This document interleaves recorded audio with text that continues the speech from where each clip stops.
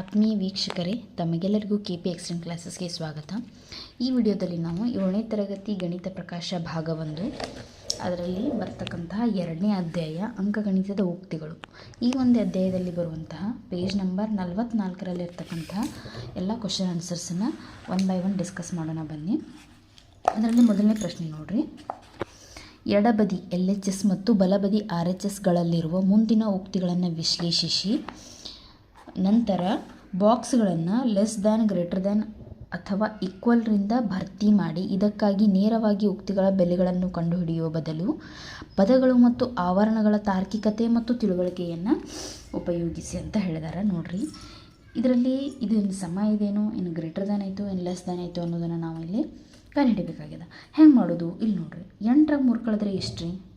5 ಬರ್ತದೆ. 3ರಾಗ 8 ಕಳೆದ್ರೆ -5 ಬರ್ತದೆ. ಸೊ ಇದು ವ್ಯಾಲ್ಯೂ ಪೂರ ಮೈನಸ್ ಬರ್ತೈತೆ ಅಂದರೆ ಇದು ಸಣ್ಣದ, ನೆಗೆಟಿವ್ ವ್ಯಾಲ್ಯೂ ಸಣ್ಣದಲ್ಲ, ಇದು ಪಾಸಿಟಿವ್ ವ್ಯಾಲ್ಯೂ ದೊಡ್ಡದು. ಸೊ ಇದನ್ನ ಯಾವ ರೀತಿ ಬರೀಬೇಕು ನಾವು? ಇದು ದೊಡ್ಡದು, ಇದು ಸಣ್ಣದು, ಇದು ಗ್ರೇಟರ್ ದ್ಯಾನ್, ಇದು ಕಡಿಮೆ ಇದೆ, ಸಣ್ಣದಿದೆ. ಇನ್ನು ಇಲ್ಲಿ ಬರ್ರಿ, ಇಲ್ಲಿ ಏನೈತೆ ನೋಡ್ರಿ, ಫಸ್ಟ್ 9 18 ಗುಣಿಸಿ ನಂತರ 15 ಕೂಡಿಸೋದೈತಿ. ಇಲ್ಲಿ ಫಸ್ಟ್ 15 9 ಕೂಡಿಸಿ ಇದನ್ನು 18ರಲ್ಲೇ ಗುಣಿಸ್ಬೇಕು. ಸೊ ಇದು ಏನು ಬರ್ತೈತೆ ರೀ? ದೊಡ್ಡ ವ್ಯಾಲ್ಯೂ ಬರ್ತೈತಿ. ಸೊ ಇದನ್ನು ಗುಣಿಸಿ ಇದನ್ನು ಕೂಡಿಸು ಸಣ್ಣ ವ್ಯಾಲ್ಯೂ ಬರ್ತದೆ. ಇದರ ಮೊತ್ತವನ್ನು ಗುಣಿಸೋದು ಯಾವತ್ತಿದ್ರೂ ಏನು ಬರ್ತದೆ? ವ್ಯಾಲ್ಯೂ ದೊಡ್ಡ ಬರ್ತದೆ. ಇನ್ನು ಇಲ್ಲಿ ಬರ್ರಿ, ಇದು ಸೇಮ್ ಇಲ್ಲಿ ನೋಡ್ರಿ, ನೀವು ಉಕ್ತಿಗಳನ್ನ ಬಿಡಿಸುವಾಗ ಯಾವ ರೀತಿ ಬರಿತೀರಿ? ಇದನ್ನು ಒಂದು ಸಲ ಆವರಣವನ್ನು ಇದನ್ನು ತೆಗಿಬೇಕಂದ್ರೆ ಒಂದು ಸಲ ಇದನ್ನ ಇದಕ್ಕೆ ಗುಣಿಸ್ತೀರಿ ಮೈನಸ್, ಒಂದು ಸಲ ಇದನ್ನ ಇದಕ್ಕೆ ಗುಣಿಸ್ತೀರಿ. ಅಥವಾ ಏನು ಮಾಡ್ಬೋದಾಗಿತ್ತು ನಾವು? ಇದರೊಳಗೆ ಇದನ್ನು ಮೈನಸ್ ಮಾಡಿ ಇದಕ್ಕೆ ನಾವೇನು ಮಾಡ್ಬೋದಾಗಿತ್ತು? ಗುಣಿಸ್ಬೋದಾಗಿತ್ತು. ಎರಡೂ ಸೇಮ್. ಬಟ್ ಇಲ್ಲಿ ಇರೋದೊಂದು ಡಿಫ್ರೆನ್ಸ್, ಇಲ್ಲಿ ಪ್ಲಸ್ ಐತಿ, ಇಲ್ಲಿ ಮೈನಸ್ ಐತಿ. ಸೊ ಪ್ಲಸ್ ಇರೋ ವ್ಯಾಲ್ಯೂ ದೊಡ್ಡದು ಬರ್ತದೆ, ಮೈನಸ್ ಇರೋದು ಸಣ್ಣ ಬರ್ತದೆ. ಇದು ಸೇಮ್ ಐತಿ, ಬಟ್ ಚಿಹ್ನೆ ಮಾತ್ರ ಏನಾಗಿದೆ? ಇಲ್ಲಿ ಬದಲಾವಣೆ ಆಗೈತಿ. ಇನ್ನು ಇಲ್ಲಿ ಬರ್ರಿ, ಇದ್ರೊಳಗೆ ನೋಡ್ರಿ, ಇಲ್ಲಿ ಸೇಮ್ ಇದೆ ನೋಡ್ರಿ. 42ನ್ನು 34 ಕುಣ್ಸಾರ ಮೈನಸ್ 42ನ್ನು 28 ಕುಣ್ಸಾರ, ಇದೆರಡು ಏನಿದೆ? ಇದು ಸಮವಾಗಿದೆ ಅಂತ ಹೇಳ್ಬೋದು. ಇನ್ನು ನೆಕ್ಸ್ಟ್ ಬರ್ರಿ, ಥರ್ಡ್ ಕ್ವಶನ್. ಸಂಖ್ಯೆ 14ಅನ್ನು ಪಡೆಯುವ ಒಂದು ವಿಧಾನ ಇಲ್ಲಿದೆ. 14ಅನ್ನು ಯಾವ ರೀತಿ ಬರಿಬೋದಂದ್ರೆ, 6 ಕೂಡಿಸಿ 7ರಲ್ಲಿ ಗುಣಿಸಿದ್ರೆ ನಮಗೆ ಎಷ್ಟು ಬರ್ತದೆ? 14 ಬರ್ತದೆ. 14ಅನ್ನು ಪಡೆಯಲು ಬೇರೆ ವಿಧಾನಗಳಿವೆಯೇ? ಅವುಗಳನ್ನು ಮುಂದಿನವುಗಳಲ್ಲಿ ಭರ್ತಿ ಮಾಡಿ ಅಂತ ಹೇಳ್ಯಾರ. ನಾವು 14ಅನ್ನು 2 ವಿಭಿನ್ನ ರೀತಿಯಲ್ಲಿ ಪಡ್ಕೋಬೋದು. ಹೆಂಗಂತಂದ್ರೆ 14 ಒಂದಲೇ 14 ಅಂತ ಪಡ್ಕೋಬೋದು, ಇಲ್ಲ ಅಂತಂದ್ರೆ 7 2ಲೇ 14 ಅಂತ ನಾವು ಪಡ್ಕೋಬೋದು. ಅದೇ ನೋಡ್ರಿ, ಇಲ್ಲಿ ನಾ 2 ಇಟ್ಕೊಂಡಿ ಅಂತಂದ್ರೆ ಇಲ್ಲಿ ಅಟ್ ಎನಿ ಕಂಡೀಷನಲ್ಲಿ 7 ಬರಬೇಕು. ಅಂದಾಗ 7 2ಲೇ ಏನಾಗ್ತದೆ? 14. ಇಲ್ಲಿ 7 ಬರ್ಬೇಕಂದ್ರೆ 4 3 ಕೂಡಿಸ್ಬೋದು. ನಾನು 4 3 7, 7 2ಲೇ 14 ಬಂತಲ್ಲ. 4 3 7, 7 2ಲೇ 14. ಅರ್ಥ ಆಗ್ತಿದೆಲ್ಲ? ಅದೇ ರೀತಿ ಇಲ್ಲಿ 2 ಇಟ್ಕೋರಿ, ಇಲ್ಲಿ 2 ಇಟ್ಕೋರಿ.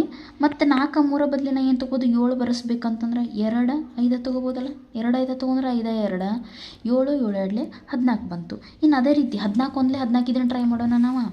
ಇಲ್ಲಿ ನಡ್ರಿ 1 ಇಡ್ರಿ, ಇಲ್ಲಿ 14 ಬರ್ಬೇಕು ನಂಗೆ ಕೂಡಿಸಿದ್ರೆ. 7 7 ತೊಗೊಳ್ರಿ, 7 7 14, 7 7 ಕೂಡಿಸಿದ್ರೆ 14 ಬರ್ತೈತಿ. 14 ಒಂದಲೇ 14 ಬರ್ತೈತಿ. ಸೊ ಈ ರೀತಿ ನಾವು ಇದನ್ನು ಏನು ಮಾಡ್ಬೋದು?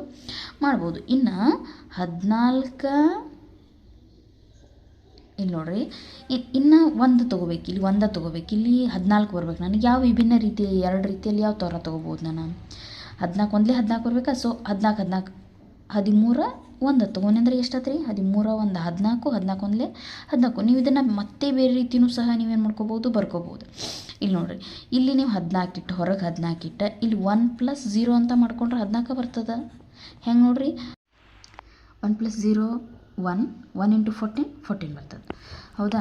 ನೆಕ್ಸ್ಟ್ ಕ್ವಶನ್ ನೋಡ್ರಿ, ಇದನ್ನು ನೀವು ಮತ್ತೆ ಬೇರೆ ಬೇರೆ ಥರನೂ ಬರ್ಕೋಬಹುದು. ಇಲ್ಲಿ ಮತ್ತೆ 1 ಇಟ್ಕೊಂಡು ಆಮೇಲೆ ಎಷ್ಟು ಬರ್ಕೋಬೋದು ನೀವು? 10 + 4 10 + 4 14, 14 ಒಂದಲೇ 14. ಈ ರೀತಿ ಸಹ ನೀವು 14ಅನ್ನು ಬೇರೆ ಬೇರೆ ವಿಭಿನ್ನ ರೀತಿಯಲ್ಲಿ ನೀವು ಅದನ್ನೇನು ಮಾಡ್ಕೋಬೋದಪ್ಪ ಅಂತಂದರೆ ಪಡ್ಕೋಬೋದು. ಇನ್ನು 4ನೇ ಪ್ರಶ್ನೆ ಬರ್ರಿ. ಮುಂದಿನ ಪ್ರತಿ ಚಿತ್ರದಲ್ಲಿ ನೀಡಿರುವ ಸಂಖ್ಯೆಗಳ ಮೊತ್ತವನ್ನು ಕನಿಷ್ಠ 2 ಬೇರೆ ಬೇರೆ ವಿಧಾನಗಳಲ್ಲಿ ಕಂಡುಹಿಡಿಯಿರಿ. ಉಕ್ತಿಗಳ ಮೂಲಕ ನೀವು ಅದನ್ನು ಹೇಗೆ ಪರಿಹರಿಸಿದಿರಿ ಎಂಬುದನ್ನು ವಿವರಿಸಿ. ಇಲ್ಲಿ ನೀವು ಚಿತ್ರ ನೋಡ್ಬೋದು. ಏನಿದೆ ಇಲ್ಲಿ? 4 ಅನ್ನೋದು ಇಲ್ಲಿ 2 ಅದಾವ, ಇಲ್ಲೊಂದು ಐತಿ, ಇಲ್ಲೊಂದು, ಟೋಟಲ್ 5 ಸಲ 4 ಅನ್ನೋದು ರಿಪೀಟ್ ಆಗಿದೆ. ಇದ್ರ ಬೆಲೆಯನ್ನು ಕಂಡುಹಿಡ್ರಿ ಅಂದರೆ ಇದನ್ನು ಕೂಡಿಸ್ರಿ ಅಂದಂಗೆ. ಆಮೇಲೆ 8 ಎಷ್ಟು ಅದಾವ? 4 ಅದಾವ. ಇದನ್ನು 2 ವಿಭಿನ್ನ ಉಕ್ತಿಗಳನ್ನು ಬರೆಯುವುದರ ಮೂಲಕ ನಾವು ಇದಕ್ಕೆ ಪರಿಹಾರಗಳನ್ನ ಕಂಡುಹಿಡಿಯಬೇಕಾಗಿದೆ. ನೋಡ್ರಿ, ಅದರಲ್ಲಿ ಮೊದಲನೇದು ಯಾವ ರೀತಿ ಅಂತಂದರೆ,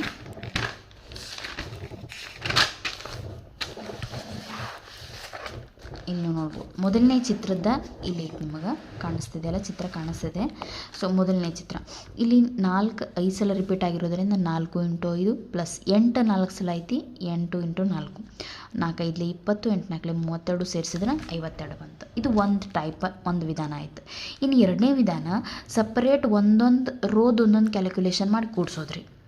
ಇಲ್ಲಿ ನೋಡಿರಿ 4 2 ಸಲ ಇದೆ, 4 × 2 ಅದಕ್ಕೆ ಪ್ಲಸ್ 8 ಒಂದು ಸಲ ಮಾಡಬೇಕು, ಯಾಕಂದ್ರೆ ಒಂದು ಸಲ ಇದೆ. ಸೆಕೆಂಡ್ ರೋದು ಒಂದು ಸಲ ಮಾಡ್ತಾನೆ, 8 2 ಸಲ ರಿಪೀಟ್ ಆಗಿದೆ, 8 × 2 ಪ್ಲಸ್ 4 ಒಂದು ಸಲ ಇದೆ, ಪ್ಲಸ್ 4. ಇನ್ನು ಇಲ್ಲಿ ಬರೀ 4 2 ಸಲ ಇದೆ, 4 × 2 ಪ್ಲಸ್ 8 ಒಂದು ಸಲ ಇದೆ. ಇದನ್ನು ಕ್ಯಾಲ್ಕುಲೇಟ್ ಮಾಡ್ರೆ 4 2 8 ಪ್ಲಸ್ 8 16, 8 2 16 ಪ್ಲಸ್ 4 20, 4 2 8 ಇದು 8 8 8 ಕೂಡಿಸಿದ್ರೆ 16 ಬಂತು. ಸೊ ಇದೆಲ್ಲನ ಕೂಡಿಸಿದ್ನಂದ್ರೆ ಎಷ್ಟು ಬಂತು ರೀ? ನನಗೆ 52 ಆನ್ಸರ್ ಬರ್ತದೆ. ಇನ್ನು ಎರಡನೇ ಚಿತ್ರ ನೀವು ಇಲ್ಲಿ ನೋಡ್ಬೋದು ಯಾವ ರೀತಿ ಇದೆ ಅಂತಂದ್ರೆ, ಇಲ್ಲಿ ನೋಡಿರಿ 1 2 3 4 5 6 7 8 5 ಅನ್ನೋದು 8 ಸಲ ರಿಪೀಟ್ ಆಗಿದೆ.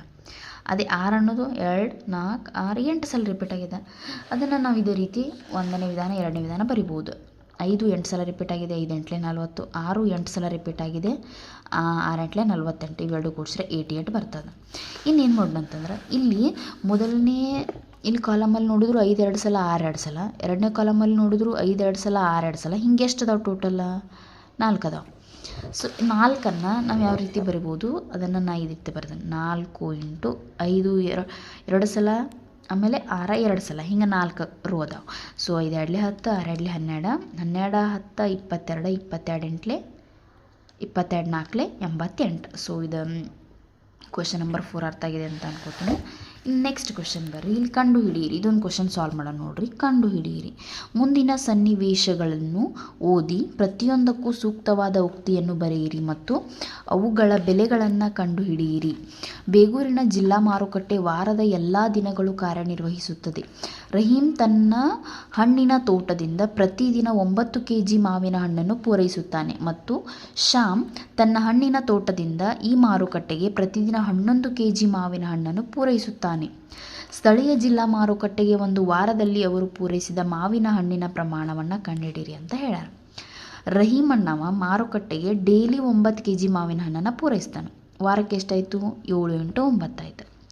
ಅದೇ ರೀತಿ ಶ್ಯಾಮ ಪ್ರತಿದಿನ 11 kg ಮಾವಿನ ಹಣ್ಣನ್ನು ಪೂರೈಸ್ತಾನೆ. ಅಂದರೆ ದಿನಕ್ಕೆ 11 ಅಂದ್ರೆ ವಾರಕ್ಕೆ ಅಂದರೆ 7 ದಿನಕ್ಕೆ ಎಷ್ಟು? 7 × 11. ಸೊ ಇದನ್ನು ನಾವು ಉಕ್ತಿ ರೂಪದಲ್ಲಿ ಬರೋದ ಸಾಲ್ವ್ ಮಾಡೋಣ ಬನ್ನಿ.